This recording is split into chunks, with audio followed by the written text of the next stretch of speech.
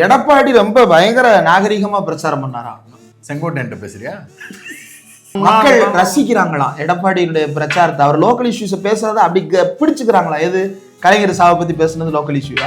கேவலமா இல்ல? செங்கோட்டையனை பத்தின டாக்குமெண்ட்டை வச்சுக்கிட்டு அவரை நீங்க அமைச்சரவையிலையும் வச்சிருக்கீங்க அப்படின்னா இதுக்கு மேல உங்க ஆட்சி கேவலத்தை அம்பலப்படுத்துறதுக்கு அது ஆதாரமே தேவையில்லை. நீ போட்ட ஆட்டமெல்லாம் எங்களுக்கு தெரியும். எல்லாம் நான் முதலமைச்சரா இருக்கும் போதே எடுத்து வச்சுட்டேன். இன்னொன்னு, நான் முதலமைச்சரா இருந்த போதே எல்லாத்தையும் எடுத்து வச்சுக்கிட்டேன் அப்படின்னா அப்ப இந்த கொடநாட்டுல போய் நடந்த கொலை, அங்கு காணாமல் போன பொருட்கள்னு சொல்லப்பட்டது, இது எல்லாமே அவரே அக்னாலேஜ் பண்றாரா? பல நேரங்கள்ல பல இடங்கள்ல எடப்பாடிக்கு இருந்த பெரிய நெருக்கடி இந்த பிரச்சாரத்தை நம்மளால் பார்க்க முடிந்தது.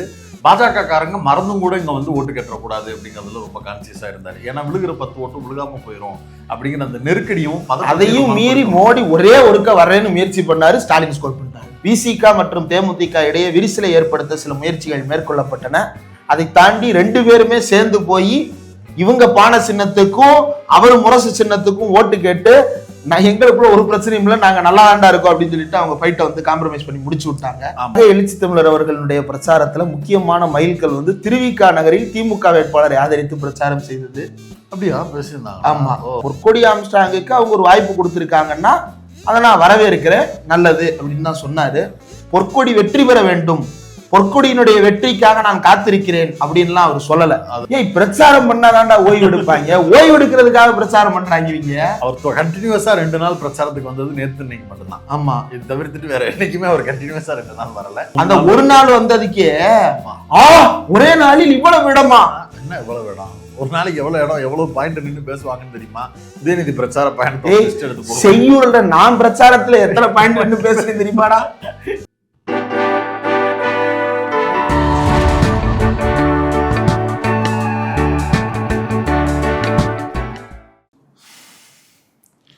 ஒரு வழியாக தேர்தல் பிரச்சாரம் நேற்று மாலை 5 மணியோடு நிறைவடைந்தது.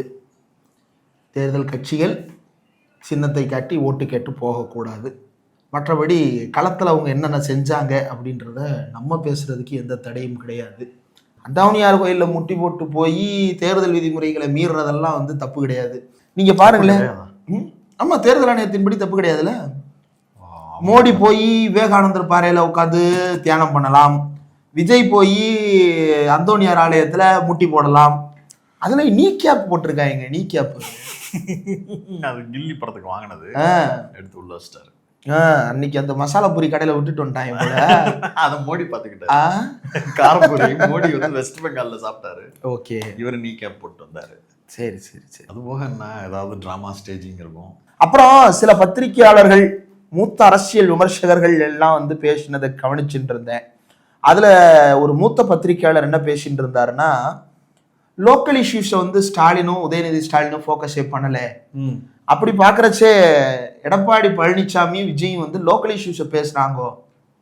விஜய் லோக்கல் இஷ்யூனா அது வீட்டுல ஒய்ஃப் டைவர்ஸ் அதை பத்தி பேசினாரு. அது மனசுல என்ன வச்சுக்கிட்டு பேசுறாங்களோ யாருக்கு தெரியல. விஜய் பேசின ஒரே லோக்கல் இஷ்யூ, நீங்க அதை பத்தி கவலைப்படாதீங்க, அதெல்லாம் ஒருத்தர் இல்ல அப்படின்னு ஃபேமிலி மேட்டரை பேசினாரு. வேற என்ன லோக்கல் இஷ்யூ பேசினாரு? ஒண்ணு மட்டும் சொல்லு. சென்னைக்கு பரப்புரைக்கு வந்தாரு, வண்டி மேல ஏறி நின்று குரங்கு தாவன மாதிரி தாவிக்கிட்டு இருந்தாங்கல்ல. ஏதாவது ஒரு இடத்துல எக்மோர்ல இந்த பிரச்சனை இருக்கு, ஆயிரம் விளக்குல இந்த பிரச்சனை இருக்கு, வட சென்னையில இந்த பிரச்சனை இருக்குன்னு மேடை போட்டு பேசின ஒரே ஒரு செய்தியை மட்டும் நீ காட்டிட்டு விட்டுறலாம். உனக்கு சாலா போயிடலாம்டா, சொல்லுங்கடா.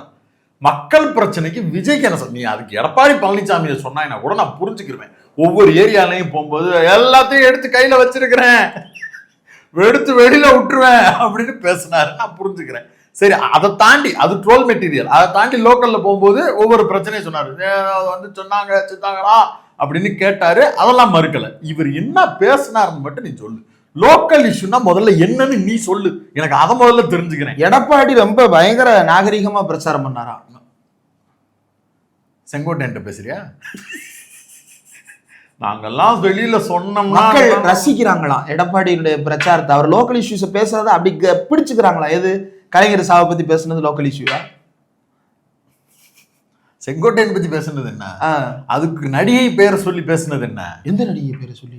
விஜயோடு ஒரு நடிகையை தொடர்புபடுத்தி கீழ இருந்து கிரௌடு கத்துது.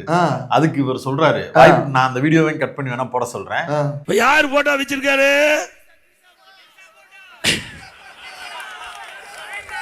அதுக்கு இவர் மேல என்ன பல்ல கட்டிக்கிட்டு இப்ப தெரியுதா அவர் ஏன் அங்க போய் சேர்ந்து இருக்கிறாரு? சரியான இடத்துலதான் அவர் போய் சேர்ந்து இருக்கிறாரு. அதாவது செங்கோட்டையன் போய் விஜயோட சேர்ந்தது, ஒரு நடிகையோடு விஜயை தொடர்புபடுத்தி பேசுறது. இவர் வந்து பெண்கள் விஷயத்துல கொஞ்சம் ஒரு மாதிரியான ஆளு, அதனால பெண்கள் அந்த ரிலேட்டடா அதை தொடர்புபடுத்தி இப்படி பேசுற மாதிரி பேசுற ஒருத்தர் நாகரிகம். இதெல்லாம் சுயமரியாதைக்கு பங்கம் விளைவிப்பதா வராதா? இது முதல்ல மனுஷத்தன்மையிலே வராது. காலில் விழுந்த போட்டோவை காட்டினதுனால வந்து உதயநிதி வந்து ரொம்ப தரம் தாழ்ந்து போயிட்டாராம். பொலிட்டிக்கலா அது ஒரு ஆர்கியூமெண்ட், விமர்சனம். ஏன் இதே எடப்பாடி பழனிசாமி போன தேர்தல்ல ஸ்டாலின் வந்து பிரதமரை பார்த்த உடனே சிரிச்சுக்கிட்டு நின்னீங்களே அப்படின்னு போட்டோ எடுத்து காட்டலையா? ஏர்போர்ட்ல போய் அவர் வரவேற்ற போட்டோ எடுத்து காட்டலையா? பேசலையா? சோசியல் மீடியால பேசலையா? ஒண்ணுக்கு மத்த விக்கிலீக்ஸ தூக்கிட்டு வந்து இன்னைக்கு பிரச்சாரம் பண்ணிக்கிட்டு இருக்காரு. வெக்கமா இல்லையா? அது ஃபுல்லாத்தையும் எடுத்து படிச்சு அதுல ஜெயலலிதாவுக்கும் மோடிக்கும் பத்தியான நியூஸ்கள் எல்லாம் என்னென்ன வந்திருக்கு, அதுக்கு அவன் என்ன வார்த்தையை பயன்படுத்தி இருக்கான்றதெல்லாம் எடுத்து பொதுவெளியில பேசலாமா?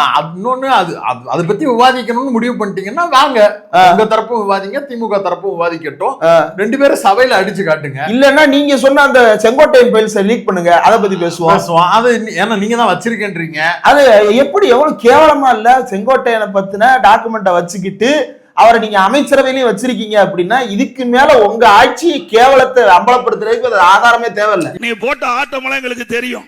எல்லாம் நான் முதலமைச்சரா இருக்கும் போதே எடுத்து வச்சுட்டேன். இன்னொன்னு, நான் முதலமைச்சரா இருந்த போதே எல்லாத்தையும் எடுத்து வச்சுக்கிட்டேன் அப்படின்னா அப்ப இந்த கொடநாட்டுல போய் நடந்த கொலை, அங்கு காணாமல் போன பொருட்கள்னு சொல்லப்பட்டது, இது எல்லாமே அவரே அக்னாலேஜ் பண்றாரா? பண்றாரா? இல்ல பண்றார். முதலமைச்சரா இருக்கும்போது எல்லாத்தையும் எடுத்து வச்சுக்கிட்டா அப்ப உண்மையிலே அவர் எடுத்து வச்சிருக்கிறார் அப்படிங்கிற பொருள் இருக்கு. அதனால விசாரணையை அந்த பக்கமும் கொஞ்சம் திருப்ப வேண்டிய பொறுப்பு இருக்கு. ஐயா புகழேந்தி ஐயா, அடுத்த முறை ஆட்சிக்கு வந்து உதயநிதி ஸ்டாலின் வந்து இந்த போட்டோ எடுத்து காட்டுறது யாருமே ரசிக்கல. யாருமே ரசிக்கல.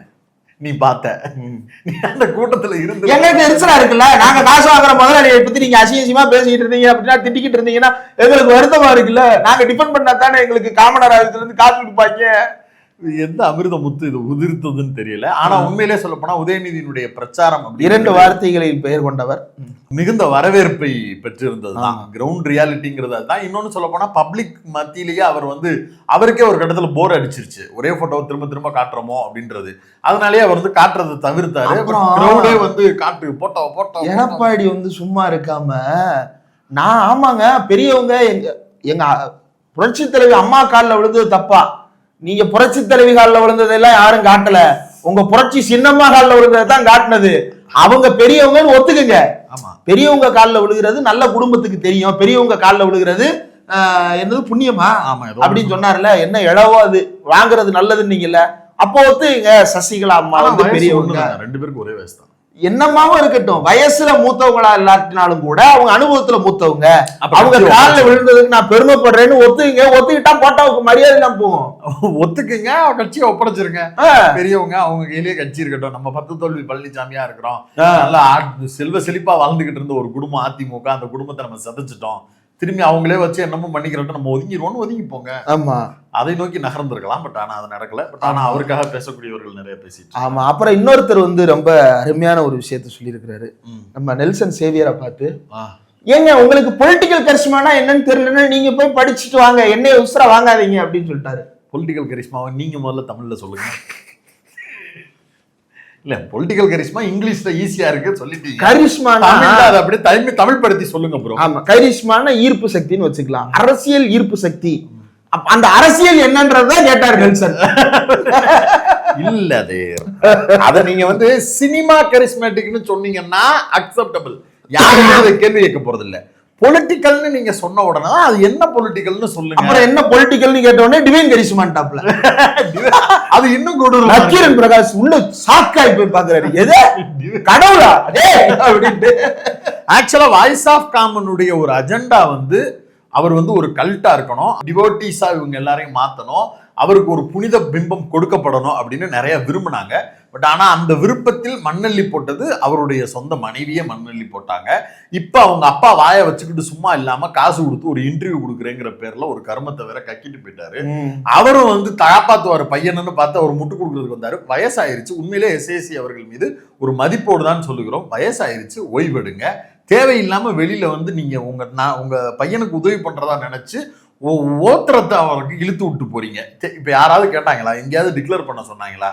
அது கொஞ்ச நாளைக்கு முன்னாடியே பேசி எல்லாம் சால் ஆயிடுச்சுன்னு. உங்க காலிஸ்ட்ரி எடுங்க, கடைசியா நீங்க உங்க மகன்கிட்ட எப்ப பேசுறீங்க, உங்க மருமகள்கிட்ட எப்ப பேசுறீங்கன்னு பார்ப்போம். அக்கௌண்ட் டிரான்சாக்ஷன் எடுத்து போட்டேன். கடன் கொடுத்த விவரம்னு தெளிவா போட்டு தான் கடன் லிஸ்ட்ல தான் உங்களுக்கு கொடுத்த 5 கோடி 10 கோடின்னு கணக்கே இருக்கு. அப்புறம் அது லோன்னு அதுல மென்ஷன் பண்ணிருக்கா. அட்டைக்கு மேல பாருங்கடா, கட்டத்துக்கு மேல கடன் கொடுத்த லிஸ்ட்ல தான்டா அந்த கணக்கே வருதுன்னா. அப்படி இல்லைங்க, இப்ப கொடுத்த காசை திருப்பி கேட்பாருல்ல அவரு, அதை எப்படி சரி கட்டுறது? அப்படி 4 இடத்துல வாயை கொடுத்துதான் சரி கட்டுறது. எப்பா அப்பா அவனுக்காக 4 இடத்துல பேசியிருக்கேன்பா. ஆக்சுவலா நடந்தது என்னன்னா, அவருக்கு வந்து ஒரு காலத்தை அப்பா சைட்ல எந்த பிரச்சனையும் இல்ல, நம்ம ஃபேமிலி சைட்ல அவருக்கு வந்து எதிரா யாரும் இல்ல அப்படின்ற ஒரு பிம்பத்தை கட்டமைக்கிறதுக்காக இந்த வீடியோவை இறக்கி விட்டுருக்காங்க. பின்னாடி கிட்ட சங்கீதாட்ட பேட்டி எடுக்கடா பாப்போம் இதே மாதிரி. அதெல்லாம் எடுப்பானுங்க, அதை பத்தி. சரி நீ ஜேசன் எடு, ஒண்ணு வேண்டாம், அவன் படம் எப்படி போகுதுன்னு மட்டும் எடு. படம் எங்க போகுது, படத்தான் போக விட மாட்டேங்கிறான். கேளு, ஏதாவது கேளு, படத்துக்கு அப்டேட் என்னன்னு கேளு. இப்படி வந்து அவங்க அப்பா வந்து உளறிட்டு போய் அது தேவையில்லாத ஒரு லாக்ல விட்டுருக்காரு. எதுக்கு ஆரம்பிச்சா எதுக்கு இப்ப இந்த டிவோட்டி டிவைன் அப்படிங்கிற அந்த ஃபேக்டர் வந்து அவருக்கு ஒத்து வரல. ஏன்னா கிரவுண்ட் ரியாலிட்டி வந்து அப்படி கட்டமைக்க அவங்க நினைச்ச போது கீழே உள்ளவர்கள் மத்தியில அது போய் சேரல. டிவைன் கரிஸ்மா உள்ளவங்க மண்டையில சமணப்பு விட்டுலாம் எரிய மாட்டாங்கடா. தண்ணி பழம் தலைவா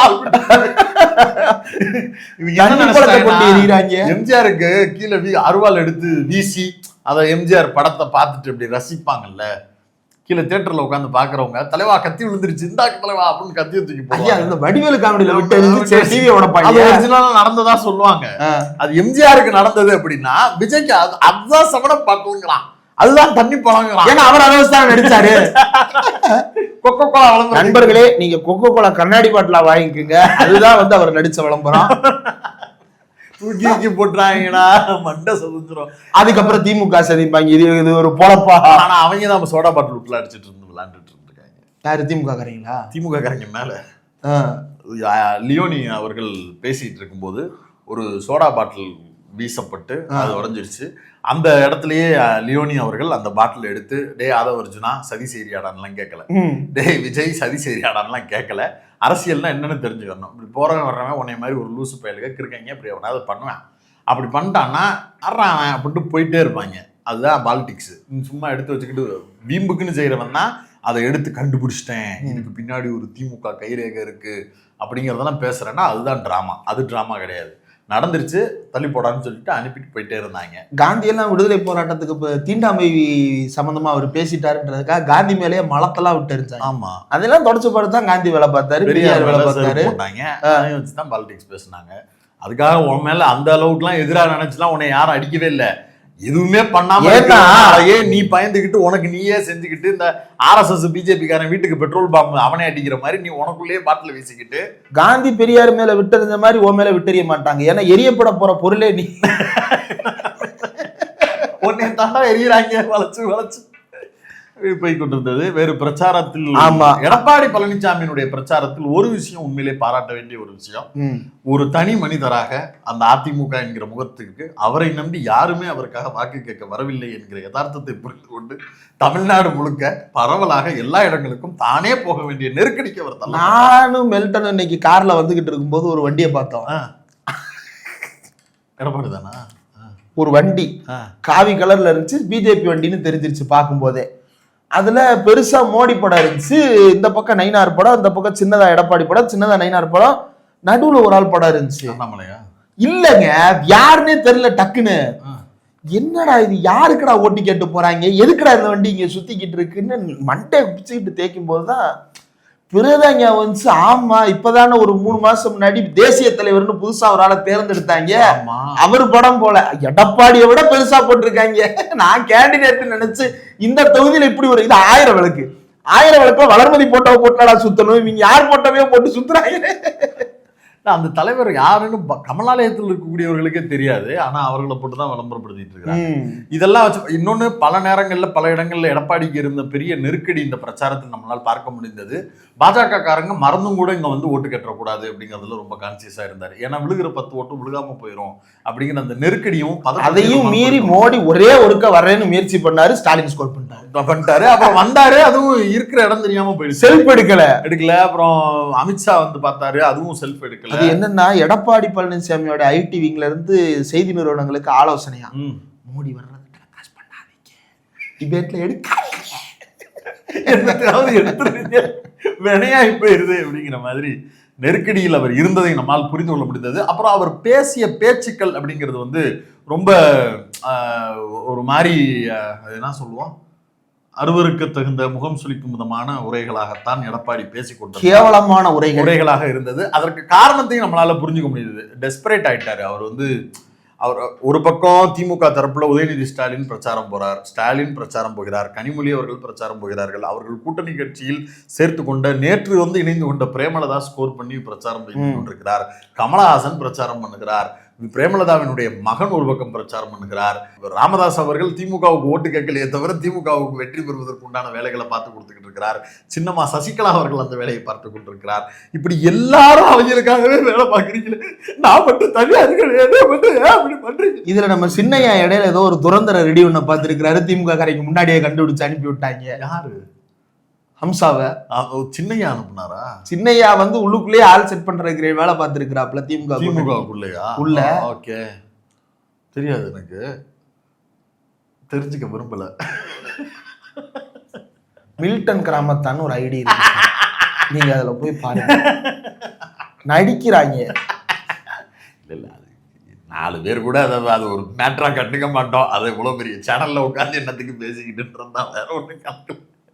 அப்புறம் என்ன ஆகி போச்சு, அந்த விரக்தி மனநிலையில நம்ம எந்த பக்கம் போனாலும் நம்மளுக்கு இதா வந்து தொலையுது, இதை வச்சுக்கிட்டு என்ன பண்ணி தொலைகிறது அப்படிங்கிற அந்த விரக்தியில கையறு நிலையில் இருக்கக்கூடிய ஒரு தாத்தா வீட்டு வாசலில் உட்கார்ந்து கொண்டு எப்படி வருவோம் போவோனுக்கெல்லாம் சபிப்பாரோ அப்படி ஒரு சபிக்கக்கூடிய ஒரு நிலைமையில் இருந்துதான் எடப்பாடி. ஆமா, செத்து போ, நாசமா போ, நீ எல்லாம் நல்லா இருப்பியா, இப்படிதான் பேசிக்கிட்டு இருந்தாரு. படுத்துறாங்க. இதுல வந்து எடப்பாடி மாதிரி எளிமையா பேச முடியுமான்னு, இப்படி அசிங்கமா பேசுறதா எளிமையா, அந்த எளிமை வேணாம்பா. அந்த எளிமையை பேசுறதுக்கு நிறைய பேர் இருக்கிறாங்க, பயன்படுத்திக்கோங்க. ஆமா. அப்புறம் ஸ்டாலின் அவர்களுடைய பிரச்சாரம் அது ரொம்ப முக்கியமான பிரச்சாரமாக இருந்தது. அவரு கரெக்டா அவருக்கு ஒரு பிம்பம் கட்டமைக்கப்பட்டிருக்கிறது. அவர் வந்து யார் ஒருவரையும் தரக்குறைவா பேச மாட்டார், யார் ஒருவரையும் இது பண்ணி பேச மாட்டார், ரொம்ப டேமேஜ் பண்ணி பேச மாட்டார், பொலிட்டிக்கலா விமர்சனம் மட்டும்தான் வைப்பார் அப்படிங்கிற மாதிரி இருந்தது. எனக்கு தெரிஞ்சு அவர் இந்த 5 ஆண்டுகள்ல ஒரே ஒரு இடத்துல மட்டும் டெம்பர் ஆனாரு, அதுவும் ரவி மேட்டர்ல. இங்க ஒருத்தன் இருக்கானே சொல்லிக்கிட்டு இருக்கான் அப்படின்னு அந்த ஒரு இடம் மட்டும்தான் அவன்ற வார்த்தையை பயன்படுத்தினாரு. அந்த ஒரு வார்த்தைக்கு அந்த கலைஞர் அரங்கம் மொத்தமும் அதிர்ந்த அதிர்ச்சி வந்து அறிவாலயம் அப்படி ஒரு பெரிய அதிர்வலைகளை சமீப காலத்துல சந்திச்சிருக்காது. அப்படி ஒரு அதிர்வலைகள் அதுக்கு ஒரு பாசிட்டிவா இருந்தது. அதனாலதான் மாத்திட்டாங்க. அதை தாண்டி அவர் யாரையுமே ஒருமையில் பேசியதாகவோ இது பண்ணதாவோ இல்லை. எடப்பாடி பழனிசாமியை விமர்சிக்கும் போது கூட டாலர் ரேட் வீழ்ச்சியை வந்து அவர் மென்ஷன் பண்ணி தான் குறிப்பிட்டார். அப்படி ஒரு ஒப்புமையா எங்க சயின்ஸ் வாத்தியார் பீட்டர் சார் கூட எனக்கு அப்படி சொல்லி, டாலருக்கு நிகரான இந்திய ரூபாய் மதிப்பு விழுந்து கிடப்பது போல எடப்பாடி பழனிசாமி. அதாவது அது மாதிரி இதுன்னு சொல்லல, உங்களை திட்டுறதுக்கு கூட அவர் வந்து மோடியை திட்டுறதுக்காக இப்படி பயன்படுத்துறாரு. அதாவது இந்திய ரூபாய் மதிப்பு எடப்பாடி பழனிசாமியை போல வென்று கிடக்கிறது. இல்ல நீங்க பாருங்க, எளிய மக்களுக்கும் ஒரு சர்வதேச அளவில் இருக்கக்கூடிய ஒரு பண பிரச்சனைய, ஒரு பணவீக்கத்தை, ஒரு ஏற்றத்தாழ்வு பிரச்சனைய எளிய மனிதர்கள் கொண்டு போய் சேர்க்கறதுக்கு எடப்பாடி உதாரணமாக மண்புழு மாதிரி நீங்க முதல்ல. ஆனா இந்திய ரூபாய் மதிப்புக்கு நிகரா வந்து அருமையான ஒரு எடுத்துக்காட்டு. யோசிச்சு பாருங்க, இதே விமர்சனத்தை தான் செங்கோட்டையன் வச்சாரு. ஆனா செங்கோட்டையன் அதை வந்து ரொம்ப அருவருப்பா பயன்படுத்திக்கிட்டாரு. என்னடா மலைப்பாம்பு உள்ள வந்துருச்சாடா அப்படின்னு நினைச்சு பயந்துட்டா. ஏன்னா ரெசார்ட்டுக்கு பக்கத்துல இருக்கிற பீச்சுக்கு பக்கத்துல வேற இருந்துச்சு, மலைப்பாம்பு வந்துருச்சு, தண்டியா ஒருத்தன் உருண்டு வந்தான், இப்படிலாம் பேசினாரு. பட் அதே விஷயத்தான் சிரிக்கிறா, அவர் சொன்னதுதான் சொன்னேன். இதே தான் ஸ்டாலின் அவர்களும் பிரச்சாரம் பண்ணார். பட் ஆனா லாங்குவேஜை வந்து மாத்திக்கிட்டாரு. அதனால அது பொலிட்டிக்கலா ஒரு ஸ்கோர் பண்ணக்கூடிய பிரச்சாரமாக மாறுகிறது. ஆமா, இப்ப அந்த மூத்த பத்திரிகையாளர் சொல்லுவாரு, செங்கோட்டையன் வெர்சஸ் எடப்பாடி பழனிசாமி டிபேட் எவ்வளவு நாகரிகமாக நடந்தது அப்படின்னு. அதுல திஸ் ஆர் தட்னு போட்டு யாருக்கு ஆதரவு ஆங்கிலத்துல கற்று எழுதுவீங்களா சார்? ஆமா ஆமா, அதுல யாராவது வந்து மதசார்பற்ற முற்போக்கு கூட்டணி பக்கத்துல யாராவது சிக்கிட்டாங்க அப்படின்னா வந்து போட்டு பொழப்படன்னு பொழப்போம் சார். பாஜக சிக்கினா கூட எங்க பத்திரிகை அவளுக்கு எழுதாது சார். இங்கிலீஷ்ல வேற எழுதுறோம். ஆமா, இன்டெலெக்சுவல்ஸ் நம்ம பாஜக எங்கவா பத்திரிகையில எங்க வேலையை நாங்க எப்படி சார் அப்படி அநாகரிகமா எழுதிட்டோமா? அப்படி ஒரு மனநிலையிலிருந்து எழுதப்பட்டது. அது உதயநிதி அவர்கள் பிரச்சாரம் ஆல்ரெடி பேசிட்டோம். ஆமா, அது அதாவது கமர்ஷியல் ஆஸ்பெக்ட்ல அது வந்து கிளிக்கான ஒரு பிரச்சாரமாக இருந்தது. பிரேமலதா ஓப்பனிங் நல்லா இருந்துச்சு. எண்டுல பல இடங்கள்ல யூட்டன் போட்டு வண்டியை திருப்பி திடீர்னு யாருக்கு ஆமா நம்ம இங்க எங்க இருந்தோம் அப்படின்றத மறந்து அவர் 2-3 இடத்துல மாத்தி பேசியிருந்தாப்புல. திருப்பரங்குன்றத்துல போய் தீபம் ஏத்துவோம் அப்படிங்கிறதையும் பேசியிருந்தாப்புல. ஆனா அந்த தீபம் இந்த தீபம் அல்ல அப்படிங்கிறதும் கடைசியா அவங்க சைட்ல இருந்து ஒரு விளக்கமாக கொடுக்கப்பட்டது. மேடையில் அந்த பெண்கள் பாதுகாப்பு இந்த விஷயத்துல நான் அப்படி பேசலை இப்படி பேசினேன் அப்படிங்கிறதும் ஒரு விளக்கமாக கொடுக்கப்பட்டது. 10 வருஷம் இருந்துட்டு கடைசி நேரத்துல கூட்டணிக்கு வந்ததுனால சில டங் ட்விஸ்ட்டுகள்லாம் நடக்கத்தான் செய்யும்.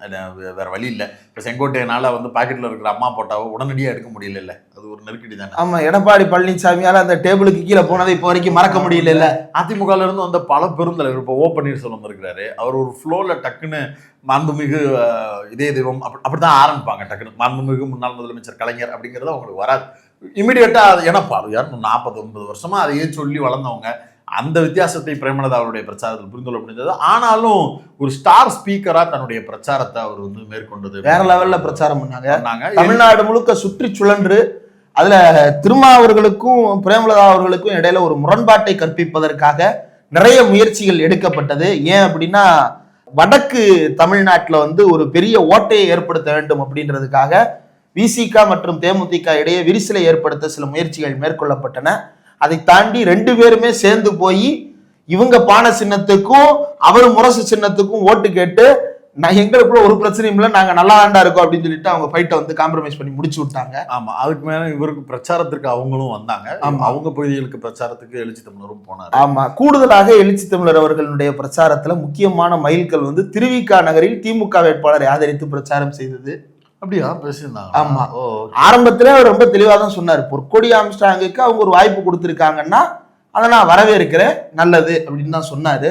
பொற்கொடி வெற்றி பெற வேண்டும், பொற்கொடியினுடைய வெற்றிக்காக நான் காத்திருக்கிறேன் அப்படின்லாம் அவர் சொல்லல. அது ரஞ்சித் தோழர் மட்டும்தான் சொன்னாரு. அதை மீண்டும் மீண்டும் உத்தரவாதப்படுத்தி ஆமா நான் என்டிஏ ஆதரவாளர் தான், பொற்கொடி ஆதரவாளர் அல்ல, தான் ஒரு என்டிஏ ஆதரவாளராகவே அவர் வெளிப்பட்டிருக்கிறார். அண்ணனுக்கு இந்த நேரத்தில் நாம வருத்தத்தை பதிவு செய்து கொள்கிறோம்.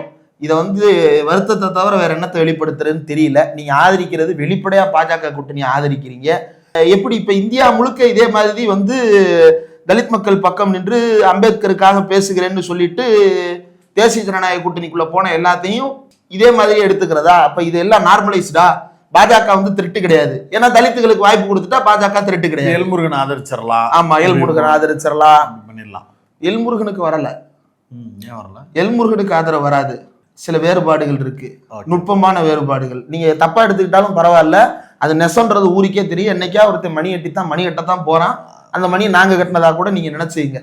தமிழ்நாடு முழுக்க அதுபடியான பிரச்சாரம். இப்ப நாகரீகம் அப்படின்னு எடுத்துக்கிட்டோம் அப்படின்னா ஸ்டாலினுக்கு டிக்கு, எடப்பாடியும் இன்ட்டு, நடிகர் விஜயும் இன்ட்டு. டோர் டு டோர் போறதுலயும் விஜய் பிரச்சாரத்தை பத்தி பேசல. எங்கயா வருஷம் பூரா ஓய்வுல தானே இருந்தாங்க.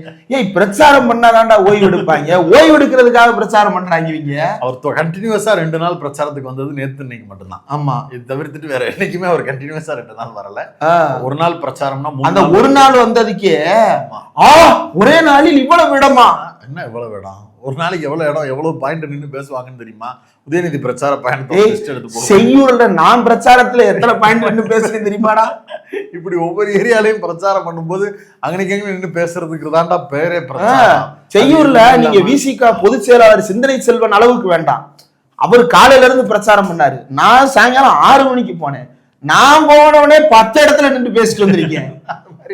அது மாதிரி விஜய் எதுவுமே செய்யாததால் நம்ம அந்த வேலையை ஸ்கிப் பண்றது தான். அதுவும் இல்லாம அவர் பேசுனது எல்லாமே ஒரே ஸ்கிரிப்ட் தான் இருந்தது, ரிப்பீட்டிவா இருந்தது. அதாவது திமுகவோ அதிமுகவோ புதுசா எதுவும் பேசல அப்படின்னு சொன்னா கூட, அப்படி ஒரு விமர்சனம் வச்சா கூட அதை நம்ம புரிஞ்சுக்கிறலாம். ஏன்னா அவங்க எல்லாம் ஆளுங்கட்சியா இருந்தவங்க, ஆண்டு கொண்டிருக்கக்கூடியவர்கள். இப்படி எல்லாம் இருக்கிறப்ப அவங்க சொல்றதுக்குன்றது அந்தந்த விமர்சனங்கள் மட்டும் அவங்க கையில என்ன கிண்ண இருக்கு, அதனால அளந்துதான் பேச முடியும். இன்னொன்னு அவங்களுக்கும் அவங்க பண்ண வேலைகள் அவங்க பண்ண போறது. இப்படி பேசினா போதும். நீங்க புதுசா வரக்கூடிய ஒரு நபர், அப்ப நீங்க பேசுறதுக்கு அவ்வளவு மேட்டர் இருக்கணும். ஒவ்வொரு ஏரியாவுக்கு ஏற்ற மாதிரி இந்த ஏரியாவை நான் இப்படி மாத்துவேன். ஏன்னா ஒரு பெருங்கனவோடு நீங்க அரசியலுக்குள்ள வர்றீங்க அப்படின்னா, நோக்கம் அப்படி இருந்துச்சு அப்படின்னா, அந்த பகுதி சின்னம்மா பக்கத்துல இருந்து ஒரு அம்மா அப்படிங்கும்போது அந்த மாதிரி தான் நான் பாத்துக்கிட்டு இருக்கேன். அப்புறம் அப்படி நீங்க ஒவ்வொரு ஏரியாவையும் நீங்க ஃபோக்கஸ் பண்ணி ஒரு விஷயத்த பேசியிருக்கலாம். ஒரு 10 நிமிஷம் அப்படி எதுவுமே நீங்க பண்ணாம ஒரே ஸ்கிரிப்டை எடுத்துட்டு என்ன பேசினாரு? அதையும் 3 இடத்துல தான் பேசுனாங்க. பேட்டி. ஆமா. 4 பாயிண்ட் தான் பேசுனது. பேசுனாங்க. அதுக்கப்புறம் இது பேசுறதெல்லாம் ஒர்க் அவுட் ஆகாது, நம்ம அப்படி இப்படி நடப்போம் அப்படின்னு சொல்லிட்டு அப்படியே ஊர்வலம் வர ஆரம்பிச்சிட்டாங்க. ஆக்சுவலா அரக்கை சட்டையோட மேல வந்தவர் இப்ப முழுக்கை சட்டை போட்டிருக்கிறாரு. அதுதான் பிரச்சாரத்துல வித்தியாசம். அதுல ஒரு காரணம் இருக்கு. வெயில் டேன் ஆகுது உடம்பு. வெயில் மட்டும் இல்லையா, சூரியன் சூடு தாங்கலப்பா. சூரியனுடைய சூடு மட்டும் இல்லையா, பலவாறாக உடம்பில் சூடேற்றி கொண்டு திரிகிறார்களாம். ஐயோ அது நம்மளுக்கு தெரியல. பட் முழுக்கை சட்டையோட டீஹைட்ரேட் ஆக கூடாதுல. உண்மைதான். தண்ணி நிறைய குடிக்கணும். குடிக்கிறாங்களே தண்ணி, வாட்டர், ட்ரிங்கிங் வாட்டர், H2O குடிக்கலாம். H2O நிறைய கலந்து குடிக்கணும். குளுக்கோஸ்ல கண்டதுல கலந்துடக்கூடாது. அப்ப தண்ணி நிறைய குடிச்சு தண்ணி சத்தோட உடம்பு வச்சுக்கிட்டா அந்த பிரச்சனை வராது. அது ஒண்ணுதான் விஜய்க்கு மாற்றமா பார்த்தா. சீமான் உண்மையிலேயே 234 அவருக்கும் அதே பிரச்சனையா? ஆமா, டீஹைட்ரேஷன் தான் பிரச்சனையா? அவரு பிரச்சாரமா பார்க்கும்போது எல்லா இடங்களுக்கும் போய் நின்றார். அதை நம்ம உண்மையிலேயே பாராட்டணும். ஏன் பாராட்டணும் அப்படின்னா, தண்ணி குடிக்காம டீஹைட்ரேட் ஆகுறது பரவாயில்ல, குடிச்சிட்டு டீஹைட்ரேட் ஆகுறது ரொம்ப பெரிய கஷ்டம். அதோட நின்று பிரச்சாரம் பண்ண முடியாது. ஏன் பாராட்டணும் அப்படின்னா, தன்னுடைய பிசினஸே இந்த சீசன்ல மட்டும்தான் அவருக்கு. அப்ப இந்த பிசினஸுக்கு ஒரு நேர்த்தியான வேலை பார்ப்பது அப்படிங்கிறது ரொம்ப முக்கியமா இருக்கு. அதை நேர்த்தியாக செய்திருக்கிறார் அவரு. ஏன்னா அவர் போன தொகுதிகள்ல நீங்க லிஸ்ட் எடுத்தீங்கன்னா அங்கெல்லாம் திமுகவை தோற்கடிக்கணும் அப்படின்னு எதிரிகள்கிட்ட பேமெண்ட் வாங்கியிருப்பாப்ல. அப்புறம் எந்தெந்த இடத்துலலாம் அவர் பெண்கள் கேண்டிடேட் போடுறாரோ அங்கங்கெல்லாம் அவர் பெரிய அளவுக்கு பிரச்சாரத்துக்கு போக வேண்டிய அவசியம் இருக்காது.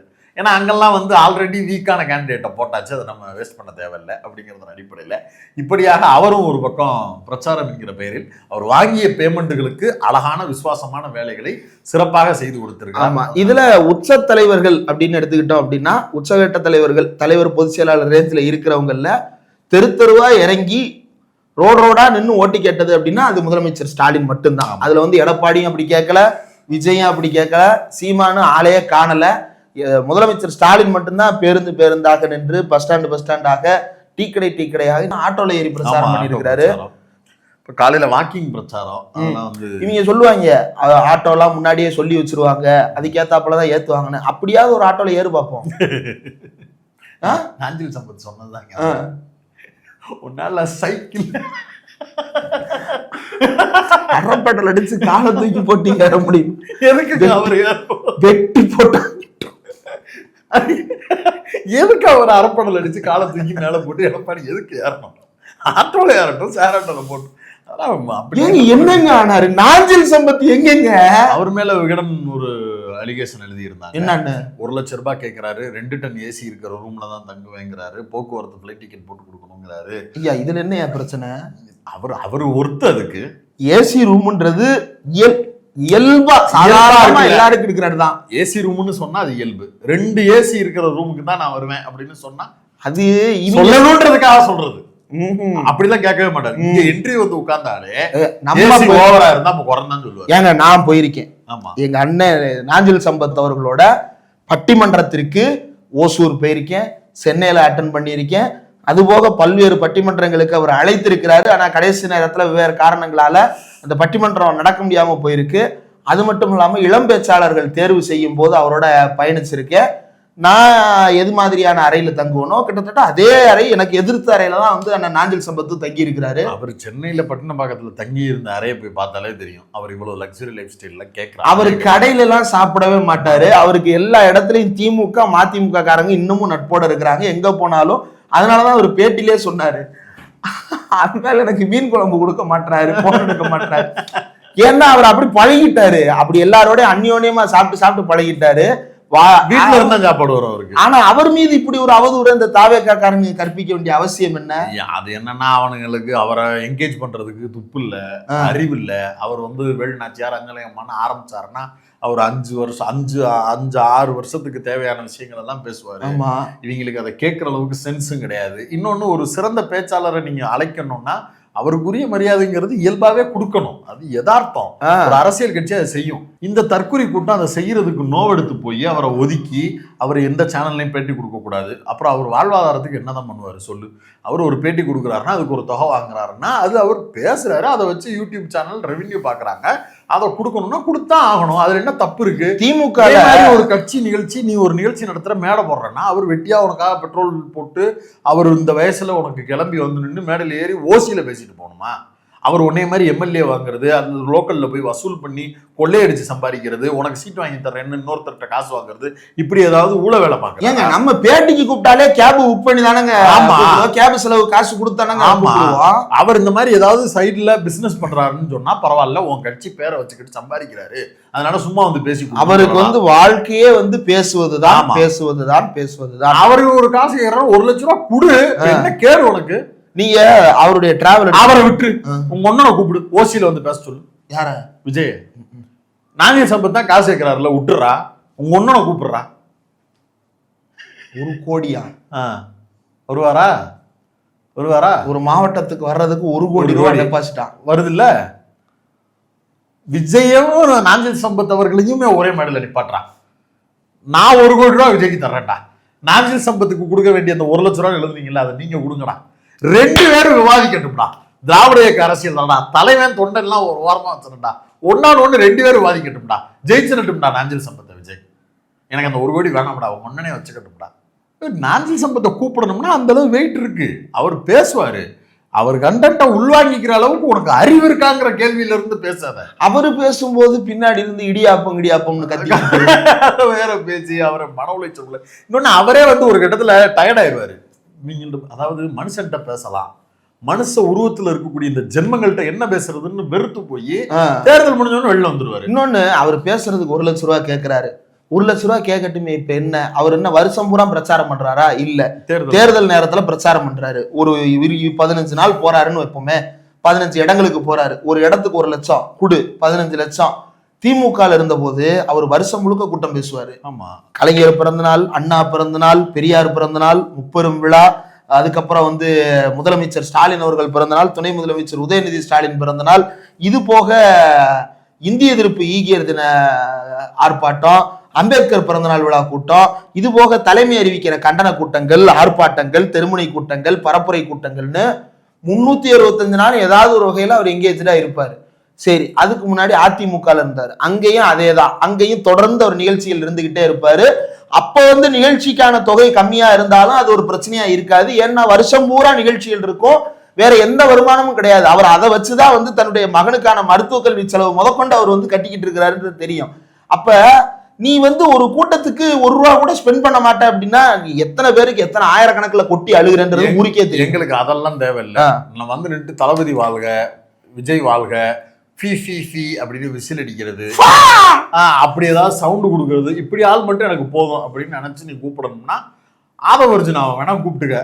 அந்த பையனுக்கு தமிழ் தான் பேசுறாப்லையா, வேற லாங்குவேஜ் பேசுறாப்லையான்னு தெரியாது. அந்த பயலுக்கு தான் வந்து விகடனை எழுதுறானே, தாராளமாக வைட்டமின் பாவை பாய்ச்சுகிறாருன்னு எழுதுறானே, அந்த பாவனாவில ஒரு பாதி எங்க அண்ணனுக்கு பாய்ச்சுன்னா என்னடா மீதியா மீந்தா போயிருவ? ஆமா, கொடுக்க வேண்டியதான். வச்சிருக்கிறவர் என்ன பண்றாரு, என்ன உழைச்சு சம்பாரிச்ச காசா அது புடிக்கிட்டு வந்தது தானே அப்படின்னு நான் சொல்லல, மச்சனு சொல்றான். உன் ஜகலப்பாடி வந்து ஊரா சொல்லிட்டு போறாப்ல. இன்னொன்னு, விஜய் கட்சியில் பிரச்சாரத்தில் முக்கிய பங்கு வைத்தவர் ராதவர்ஜுனா, அதை நம்ம பேச வேண்டியது இருக்கு. என்னங்க 234க்கு நான் பாத்துக்கிறேன்னு சொல்லிட்டு 233 தண்ணி தெளிச்சு விட்டுட்டான் எல்லாமே. அவரு தொகுதியில மட்டும் 233 ஆல்ரெடி ஒருத்தன் தண்ணி தெளிச்சு விட்டு போயிட்டான். ராதவர்ஜுனா தெளிக்கல, எடப்பாடி தொகுதியில அந்த கேண்டிடேட்டே தண்ணி தெளிச்சு. இவர் வந்து மித்த எல்லா தொகுதியும் பங்கெடுத்துக்கிறேன்னு சொல்லிட்டு அவர் தொகுதிக்கு மட்டும் கொஞ்சம் கூடுதலா வேலை பார்த்தாரு, அதான் முழுசா வேலை பார்த்தாரு. மித்த தொகுதிகள் எல்லாத்தையும் கழட்டி விட்டுட்டாரு. இன்னொன்று, வாய்ஸ் ஆஃப் மாமனார் நிறுவனத்தில் இருக்கக்கூடிய வேலைகளுமே கூட முழுக்க ஆதவர்ஜுனா சென்ட்ரிக்கான வேலைகளாக மட்டுமே மாறிவிட்டது. அப்படிதான் அந்த ஒர்க்கையும் பண்ணாரு. அதுலேயே தாவேக்காவுக்குள்ள ஒரு பெரிய அதிருப்திகளும் இருக்கு. அவர் வந்து பேசாம இருந்திருந்தா கூட ஓரளவுக்கு நல்ல பேர் இருந்திருக்கும் விஜய்க்கு. அவர் பேசுனது தான் பல இடங்கள்ல அவரை கவாத்தாக்கி விட்டுருக்கு அப்படின்ற விமர்சனத்தை தாவேக்காவுக்கு உள்ள இருக்கக்கூடிய பல்வேறு மாவட்ட நிர்வாகிகளும் சரி, கட்சி வேலை பார்க்கக்கூடிய நபர்களும் சொல்லியிருக்கிறார்கள். நம்ம இந்த கட்சிக்கு உதவியா இருக்கலாம், ஓத்திரமா இருக்கக்கூடாது அப்படிங்கிற கருத்தை வந்து அவரிடமே சொல்லியிருக்கிறார்கள். இப்படி ஏற்கனவே அவர் இருந்த பல கட்சிகளுக்கு இந்த வேலையை பார்த்துவிட்டு வந்ததால் அவர் மீதான அந்த விமர்சனத்தையும் நாம் புரிந்து கொள்ள முடிகிறது. அது உண்மைதான். ஆனா இதெல்லாம் உண்மைன்னு அந்த ஆள் காதுல, உங்க அண்ணன் காதுல விழுக வேண்டியது இருக்குல்ல, அதுதான் நடக்கவே நடக்காது. இப்படி ஒண்ணு நடக்குதுன்னே அந்த ஆளுக்கு தெரியாது. அந்த சோகத்தில் தான் மூழ்கி இருக்கிறார்கள். இப்படி வேற என்ன, வேற யாரு பேசிய பிரச்சாரம்? வேற யாரு? நாளைக்கு வாக்களிப்பு தினம், வாக்களிக்க போகணும். வெயில் தாழாதவர்கள் அல்லது உண்மையிலே வெயில் ரொம்ப உக்கிரமாக இருக்கு, தேர்தல் ஆணையம் அந்த வெயில் உக்கிரத்தை தணிக்கின்ற வகையில இளநீ கொடுக்கணும், பந்தல் வைக்கணும், வச்சா பரவாயில்லைங்க, வரிசையில நிக்கிற இடங்கள்ல பந்தல் வச்சா பரவாயில்ல, தண்ணி வசதி எல்லா இடத்துலயும் ஏற்படுத்தி கொடுக்கணும். வெளியில இருந்து வர்ற வாக்காளர்களை விடுங்க, அங்க வாக்குச்சாவடியிலே இருக்கக்கூடிய ஆசிரியைகள் பெரும்பாலும் வந்து பெண் ஆசிரியைகள் வந்து பல இடங்கள்ல பணிகள்ல இருக்கிறாங்க, பலகட்ட பணிகள்ல இருக்கிறாங்க. அவ்வளவு இடங்கள்லையும் வந்து அவர்களுக்கான கழிவறை வசதி இல்லாத சூழ்நிலை தான் இருக்கு. ஆக்சுவலா என்ன பிரச்சனைனா, இப்போ பூத்துக்குன்னு அரசு அதிகாரிகளை நியமிக்கிறாங்கன்னா அன்னைக்கு காலையில ஓட்டு போடுறதுக்கு மக்கள் வர்ற டைம்ல அவங்க வரமாட்டாங்க. ஆமா, முந்தின நாளே போய் அவங்க இருந்து அந்த பூத்தை வந்து மானிட்டர் பண்ணிட்டு அந்த பூத்தை சுத்தி இருக்கக்கூடிய 200 மீட்டர் 100 மீட்டர் டிஸ்டன்ஸை பூராத்தையும் அனலைஸ் பண்ணி அங்க சின்னங்கள் இருக்கா, என்ன இருக்கு, சாதக பாதகம் எப்படி இருக்கு, ரோடு தோண்டி போட்டிருக்காங்களா, மக்கள் வருவதற்கு தடை எதுவும் இருக்கா, இது எல்லாத்தையும் முந்தின நாளே போய் அவங்க ரிசர்ச் பண்ணி அது எல்லாத்தையும் அவங்க ரிட்டர்ன்ல ரெடி பண்ணி வச்சுப்பாங்க. அவங்களுக்கு ஒரு கட்டில் மெத்த கூட கிடையாது, கட்டில் மெத்தை விடுங்க, கக்கூஸ் பாத்ரூம் கூட கிடையாது. அவங்க வந்து ஒரு ரெஸ்ட் ரூம் போகணும்னா கூட அதுக்கான வாய்ப்புகள் அங்கே அமைய பெறாது. எல்லா இடத்துலயும் அப்படி இருக்குன்னு சொல்லலை. இப்போ உதாரணத்துக்கு சென்னையில் சிட்டியில் போடுறீங்கன்னா பரவாயில்ல, நீங்கள் குன்னத்தூர் தாண்டி அந்த மாதிரி வேற ஏதோ ஒரு அவுட்டரில் ஒரு ஏரியாவில் ஒரு பூத்து போடுறீங்கன்னா எந்த இடத்துல போடுறீங்களோ அந்த இடத்துல கழிவறை வசதியாவது உறுதி செய்யப்பட்டிருக்கா, பாத்ரூம் வசதியாவது உறுதி செய்யப்பட்டிருக்கா. ஏன்னா அவங்க குளிச்சு ட்ரெஸ் மாற்றணும். பள்ளிக்கூடத்தில் போடுவீங்க, பள்ளிக்கூடத்தில் குளிச்சு ட்ரெஸ் மாற்றுறதுக்கு ஸ்டாஃப் ரூமில் இருக்கிற டாய்லெட் மட்டும்தான் இருக்கும்.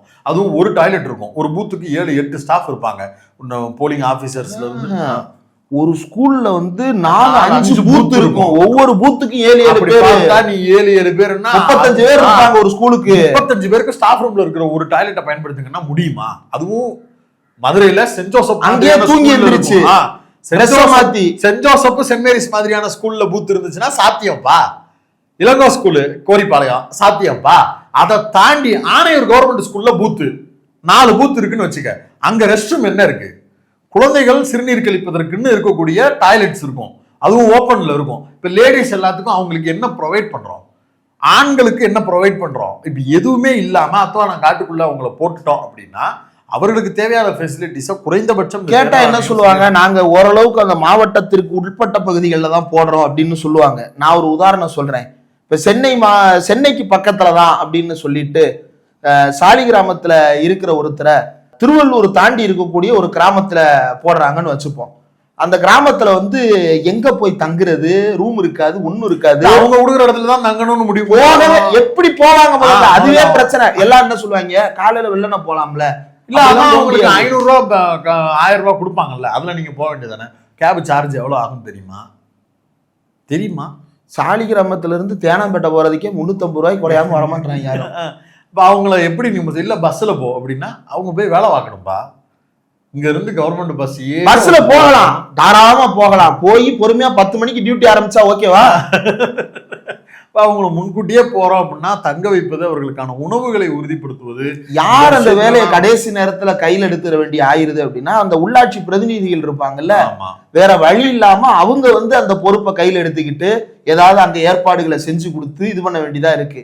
தேர்தல் ஆணையம் முறையாக இதற்கான பணத்தை ஒதுக்கி ஒவ்வொரு பூத்லையும் பூத் லிஸ்ட் இவங்கள்ட்ட இருக்கு. இப்ப இல்ல, எலெக்ஷன் ஆரம்பிக்கிறதுக்கு பல மாதங்கள் ஆண்டுகளுக்கு முன்னாடியே பூத் லிஸ்ட் வந்து தேர்தல் ஆணையத்தின் கைகளில் இருக்கிறது. அங்க வந்து தேர்தல் நாளைக்கு ஒரு 5 நாள் முன்னாடி அங்க டெம்பரரியா என்னென்ன தேவைகளோ அது எல்லாவற்றையும் செய்து கொடுப்பதற்கு இல்லைங்க. தேர்தல் ஆணையம் வந்து 9000 கோடி செலவு பண்றேன், 10,000 கோடி செலவு பண்றேன்றான். என்ன டேஷுக்கு செலவு பண்றீங்க? அங்க இருக்கிற வேட்பாளர்களுக்கும் அங்க இருக்கக்கூடிய பணியாளர்களுக்கும் முறையா பாத்ரூம் கூட இல்ல அப்படின்னா 500 ரூபாய் கொடுக்கறது 1000 ரூபாய் கொடுக்கறதுக்கு தான் நீங்க செலவு பண்றீங்கன்னா அது இல்ல பிரச்சனை. அந்த 500 ரூபாய்க்கு அவங்க அங்கன்னா பப்ளிக் டாய்லெட்ல போய் அங்க வெளில போய் வேற எங்கேயாவது ஒரு இடத்துல ரூம் எடுத்து தங்கிட்டு வரணுமா? இப்ப வேலை வாங்குறதுக்கு என்ன சம்பளம்? நீ காசே கொடுக்க வேண்டாம். அவங்களுக்கு தேவையான ஒரு வண்டி வசதியும் பக்கத்துல இருக்கக்கூடிய பெரிய ஊர்ல தங்குறதுக்கு தேவையான ஒரு ரூமிங் போட்டு கொடுத்துட்டேன்னா காசே வாங்காம வந்து வேலை பார்த்து கொடுப்பாங்கடா. அந்த ஒர்க் ஸ்டைல் பேட்டர்னை இன்னும் கண்டுபிடிக்க முடியாம தான் இந்த தேர்தல் ஆணையம் இருக்குன்னா இந்த லட்சணத்துல ஒரே நாடு ஒரே தேர்தல்ல எப்படி நடத்துவீங்க? கேட்டா நாங்கள் 10,000 கோடி செலவு பண்ணுகிறோம். என்னத்துக்கு செலவு பண்ற? ஒரு கக்கூசு கட்ட வக்கு இல்லாம 10,000 கோடி என்ன வாயில போட்டு திங்கிறதா? இதுல ஏன் இதை வலியுறுத்தி சொல்ல வேண்டியது இருக்குன்னா, அரசு பணியாளர்கள் இந்த வேலைகளுக்கு பயன்படுத்தப்படுகிறார்கள். அது அவர்களுடைய ரூல். அவங்க அதை செய்யட்டும், பயன்படணும், அவங்க போய் அந்த வேலையை பார்க்கணும், மறுக்கல.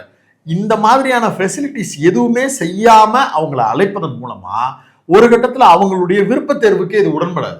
இல்லங்க நான் வரலங்கன்னு சொல்லிட்டு போயிருவாங்க. அப்படி சொன்னா விட மாட்டாங்க. இப்பதான் மெமோ போடுறது, நீங்க வந்து கட்டாயம் பண்ணணும் அப்படிங்கறதெல்லாம் வருது. நீங்க அப்படி ஒரு ரூலை மட்டும் தளர்த்தி விட்டு பாருங்க, விருப்பப்படுபவர்கள் மட்டும் வரலாம் அப்படின்னு மட்டும் ஒரு தலைவர் ஒரு பேர் வர மாட்டாங்க. நீங்க நடத்துற இந்த ஸ்டைலுக்கு ஒருத்தர் கூட வரமாட்டாங்க. அதுதான் உங்களுக்கு வேணுமோ என்னவோ எனக்கு தெரியல. எல்லாரையும் RSS காரங்களை பூரா பத்தியும் கூட்டியாந்து தேர்தல் நடத்த விட்டுறலான்னு ஐடியால நீங்க எல்லாரையும் வஞ்சிக்கிறீங்களா என்னன்னு கூட தெரியல. எங்க அப்பாலாம் ஒரு அறுவை சிகிச்சையில மருத்துவமனையில படுத்து கிடக்குறாரு. நாளை கழிச்சு டியூட்டிக்கு நீ வரல, உன் பேர் நாரி பெரும்லாம் கால் பண்ணி மிரட்டினாங்க தேர்தல் ஆணையத்துல இருந்து. தேர்தல் ஆணையமே இது தவிர்க்க உடனே மாநில அரசாங்கம் படி எழுதுவாங்க. மாநில அரசாங்கம் இந்த வேலையை செஞ்சா அதுக்கு பேரு கான்ஃபிளிக்ட் ஆஃப் இன்ட்ரெஸ்டா மாறிடும், மாரல் டிலமா அங்க உள்ள வந்துடும். அந்த பணியாளர்களை அரசாங்கமே கொண்டு போய் நிப்பாட்டினதாகவும், அந்த பணியாளர்கள் அரசாங்கத்திற்கு பணியாற்றினார்கள், மாநில அரசாங்கத்திற்கு சாதகமா பணியாற்றினார்கள் குற்றம் சாட்டப்படுவார்கள். அதனால தமிழ்நாடு அரசாங்கத்தால வசதிகள் செய்து தரணும்னு அரசாங்கம் நினைச்சாலும் தமிழ்நாடு அரசு செய்து தர முடியாது. இன்னொன்னு விமர்சனம் வைக்கக்கூடிய நபர்களே அரசு ஊழியர்களே ஏதோ தமிழ்நாடு அரசு வந்து இதை செஞ்சு கொடுக்கலன்ற டோன்ல தமிழ்நாடு அரசாங்கத்தின் கையில் இந்த வேலை இல்லவே இல்லை. அந்த பூத்துக்குள்ளேயே உள்ள போக முடியாது இவங்க. ஆமா, அதுல போய் ஒரு கல்லு நட்டணும்னா கூட அதனால முடியாது. ஆமா, மொபைல் டாய்லெட் வைக்கணும்னா கூட இவங்களால முடியாது. நீங்க அந்த ஸ்கூலுக்கு நல்லா கட்டி கொடுத்துருந்தீங்கன்னா அதையே நாங்க பயன்படுத்திக்கிறோமே அப்படின்னு சொன்னா நீங்க எல்லாரும் பள்ளியில் வேலை பார்க்கக்கூடிய நபர்கள் தான். உங்களுடைய கோரிக்கை அங்கிருந்து தொடங்கப்பட வேண்டும். அது தனி சாப்டர். இன்னொன்னு, பள்ளிக்கூடத்திற்கு தேவையான இப்ப ஸ்டாஃப் ரூம் தான் பெரும்பாலும் கொடுக்குறாங்க. ஸ்டாஃப் ரூம் கொடுக்குறாங்க அப்படின்னா அந்த ஸ்டாஃப் ரூம் வந்து அவ்வப்போது பயன்படுத்திக்கிறதுக்கு அந்த ஆசிரியர்கள் அவ்வப்போது போயிட்டு வர்றதுக்காக இருக்கிறது. 10 பேர் 30 பேர் ஒரே நேரத்துல குளிச்சு கிளம்புறதுக்காக உருவாக்கப்பட்ட பெசிலிட்டிஸ் அது அல்ல. அப்படி பள்ளிக்கூடத்துல அவசியமும் இல்ல. பள்ளிக்கூடத்துல குளிச்சு கிளம்புறதுக்கான வசதி தேவையே இல்லை. அதனால அப்படிப்பட்ட கழிப்பறைகள் உருவாக்கப்பட்டிருக்காது. அது வெறுமன கழிவறைகளாக மட்டும்தான் இருக்கும். கழிவறைகளுடைய சுத்தம் அப்படின்னு எடுத்துக்கிட்டோம் அப்படின்னா நம்ம வீட்டில் இருக்கக்கூடிய கழிவறையவே நாம வந்து மிகுந்த சிரத்தை எடுத்து கவனிக்க வேண்டியது இருக்கு. பொது இடம் அப்படிங்கும் போது அதனுடைய பயன்பாடு ரொம்ப அதிகம். நாளைக்கு அந்த பள்ளியில் இருக்கக்கூடிய அத்தனை மாணவர்களும் பயன்படுத்தக்கூடிய ஒரு டாய்லெட். ஆமா, அப்ப அது ஸ்மெல் ஓவரா இருக்கும், அதுல கரை ஓவரா இருக்கும். அந்த இடத்துலயே போய் குளிச்சு ட்ரெஸ்ஸை மாத்து அப்படிங்கிறது வந்து அது சரியான முறையே கிடையாது. முதல்ல சரி, இது மாநில அரசாங்கம் அங்க சரியா பண்ணி வைக்கல, நீ பண்ணி கொடு தேர்தல் ஆணையம். அதுக்கு தானே 10,000 கோடி ஒதுக்குறீங்க. அதுவும் இன்க்ளூடட் தானே. அந்த பொறுப்பு தேர்தல் ஆணையத்துக்கு இருக்கிறது. வெட்டியை கொண்டு வச்சா மட்டும் போதுமா? இது பரவாயில்ல, அதிகாரிகளையே இந்த பாடுபடுத்துறாங்க. இப்ப வாக்காளர்கள் என்ன பாடுபடுத்த போறாங்களோ தெரியல. இந்த தடவை நீலாம் வராதரான்றான். தமிழ்நாட்டில் இருக்கிறவங்க வராதரா. நாளை வாக்களிக்க போகிறவர்கள் கொஞ்சம் ஒரு 40-50 வயசுக்கு மேல இருக்கிறீங்க அல்லது யாரா இருந்தாலும் பெரும்பாலும் காலையில 7 மணிக்கெல்லாம் வாக்குப்பதிவு தொடங்கிடும். நீங்க 6-7 மணிக்கெல்லாம் கூட வெள்ளனையா போயிட்டீங்க அப்படின்னா ஒரு 9 மணிக்கு முன்னாடி நீங்க எப்படினாலும் அந்த இதை போலிங் பண்ணிட்டு வந்துடலாம். மாலை போய்க்கலாம் அப்படின்னு கடைசி நேரத்திற்காக காத்திருக்க வேண்டாம். 7 மணி வரைக்கும் வெயில் அடிக்கும். அதனால பகல்லே போயிருங்க. மதிய நேரத்துல போறீங்க அப்படின்னா தயவு செய்து குடை எடுத்து செல்லுங்கள். குடிப்பதற்கு தண்ணீர் எடுத்து செல்லுங்கள். தண்ணி பாட்டிலாம் யாரும் குடிக்க வைக்க மாட்டாங்க. அப்படின்னாலும் வெளியே வச்சுட்டு உள்ள போட்டு வந்தோடனே எடுத்துக்கலாம். மறக்காம தண்ணி பாட்டில் ஒரு ஜூஸ் இருந்தது அப்படின்னா எடுத்துட்டு போயிருங்க. அதுதான் நம்ம உடம்ப நம்ம பார்த்துக்கணும். இந்த தேர்தல் ஆணையம் உங்களுக்கு ஒன்றும் செய்யாது. ஏன்னா உள்ள இருக்கிற அதிகாரிகளுக்கே கக்கூசு கட்டி விட மாட்டாங்க இவங்க. அப்புறம் உங்களுக்கு என்ன செய்ய போறாங்க? கவனம். விஜய் ரசிகர்களுக்கு ஒரு அன்பான வேண்டுகோள், நீங்க போடக்கூடிய ஓட்டு வந்து பெரம்பூர்ல போய் தான் போட முடியும். தமிழ்நாட்டுல நீங்க எங்க ஓட்டு வச்சிருந்தாலும் நீங்க வந்து பெரம்பூர்ல இருக்கக்கூடிய ஒரு தொகுதியில எல்லா ஒரு பொட்டுலையும் போய் அதனால நீங்க வந்து எல்லாரும் கோயம்புத்தூர்ல இருந்தாலும் திருச்சியில இருந்தாலும் கிளம்பி பெரம்பூர் நாளைக்கு என்னென்ன கூத்து வரப்போகுதுன்னு மட்டும் பாரு. கிளம்பி வருவானுங்க. எங்க அண்ணன் இங்கதான்டா நிக்கிறாரு, இங்கதான்டா ஓட்டு போடுவேன் அப்படிலாம் வந்துடாத. பூத்துக்கு 300 மீட்டர் 400 மீட்டருக்கு முன்னாடியே 3 பேருக்கு மேல சேர்ந்து நடக்க கூடாது. 140 போற அந்த ஏரியால முந்தின நாள் நைட்டே கிளம்பி போய் உட்கார போறாங்களாம். எங்கேயாவது கேச வாங்கிறாங்கன்னா அப்புறம் திமுக துணை ராணுவப்பட அடி தெரியுமா? சின்னசா இருக்கும்.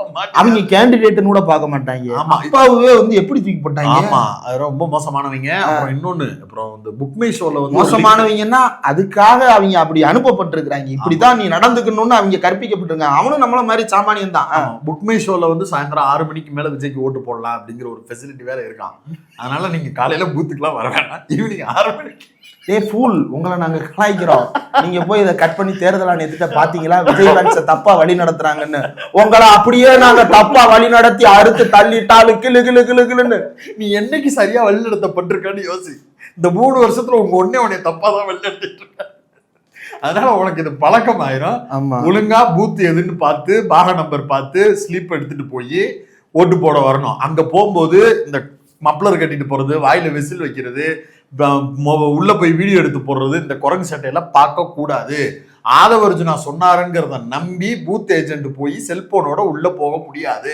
இந்த எக்ஸாம் ஹாலுக்குள்ள பப்ளிக் எக்ஸாம் எழுத போகும்போது டவுசருக்குள்ள போன ஒளிச்சு வைக்கிறது, சாக்ஸுக்குள்ள ஒளிச்சு வைக்கிறதுன்னு ஒளிச்சு வச்சுட்டு போன மாதிரி போயிடலாம்னு நினைச்சு பூத் ஏஜென்ட் எவனும் கிளம்பி போயிடாத. நம்ம வந்து கத்தி படத்துக்கு ஓப்பனிங் ஷோ போகும்போது ஒரு அணுகுண்ட டவுசருக்குள்ள வச்சு எடுத்துட்டு போனோம். இருந்தாதான் போவாங்க, இல்லாத ஏஜென்ட் போறது இல்ல இருக்கணும். 2 பேரை கணக்குல கூட ஏத்திட்டு போ. தெரியுமா உங்களுக்கு? அந்த மூத்த பத்திரிகையாளர் தான் சொன்னாரு, பூத்துக்கு 300 பேர் இருக்காங்களாம். 300 ஓட்டு போடுறதுக்கா? பூத்துக்கு 300 பேர் ஓட்டு போடுறதுக்கு இருந்தா அவன் தானே நிரந்தர சிஎம். அது வந்து மொத்த வாக்காளர் பட்டியலே அவ்வளவுதான். படிங்கடா. இந்த மாதிரி குரங்கு சேட்டை எல்லாம் செய்வது, சட்டியில அணுகுண்ட கொண்டு போனது என்னாச்சு? அத எடுத்துட்டு போய் ஓப்பனிங் சாங் வரும்போது வெடிச்சிருவாங்க. தேட்டருக்காரன் செல்லைய சாத்து அடிச்சு வெளியே அனுப்பிடுவான். அதே மாதிரி போனை ஒளிச்சு வச்சு எடுத்துட்டு போக கூடாது. அப்படி போனா சுற்றுவாங்கடா. ஆமா, நீ வாட்டுக்கு அணுகுண்ட கொண்டு உள்ள ஒண்ணா சுற்றுவாங்க, தீவிரவாதின்னு சுற்றுவாங்க. இப்படி அப்படின்னா நீ அங்க வந்து சீன் போட முடியாது. விஜய் அண்ணாவே பனையூர்ல இருந்து தான் வீடியோ ரிலீஸ் பண்ணுவாரு. நீ பாட்டுக்கு கிளம்பி பூத்துக்குள்ள போய் ரிலீஸ் பண்ணிராத, தேவையில்லாத சங்கடங்களுக்கு உள்ளாவாய். ஆமா, இதெல்லாம் வந்து தற்குறிகளுக்கு தமிழ்நாட்டு இளைஞர்கள் அறிவுபூர்வமான இளைஞர்கள் அப்படின்றதுல நமக்கு மாற்று கருத்தே கிடையாது. தமிழ்நாட்டு இளைஞர்கள் தமிழ்நாட்டு மக்களுடைய எதிர்காலத்தை கருதித்தான் வாக்களிக்க வேண்டும். நான் முதல்வன் மாதிரியான திட்டம், ஆமா, இந்த மாதிரியான விஷயங்கள் எல்லாம் வந்து அவங்களுடைய நினைவில் வந்து பதிந்திருக்கும்ல. ஒரு ஐஏஎஸ் எக்ஸாம் கிளியர் பண்றது, ஒரு ஜேஇ கிளியர் பண்றது, ஒரு வேலை வாய்ப்புக்கு அரசாங்கமே உதவி பண்றது அப்படின்னு சொல்லிட்டு இளைஞர்கள் மனதில் அதெல்லாம் பதிந்திருக்கிறது அப்படின்னு பல்வேறு அரசியல் ஆளுமைகள் நம்மிடம் கருத்து தெரிவித்திருக்கிறார்கள். மக்களிடம் எடுக்கப்பட்ட கருத்து கணிப்புகளிலும் அது செய்தியாக நமக்கு தெரிய வந்திருக்கிறது. அந்த செய்தியை நம்ம மக்கள்கிட்ட சொல்றோம். கரெக்ட் தான். என்ன நடக்குதுன்னு பொறுத்திருந்து பார்ப்போம்.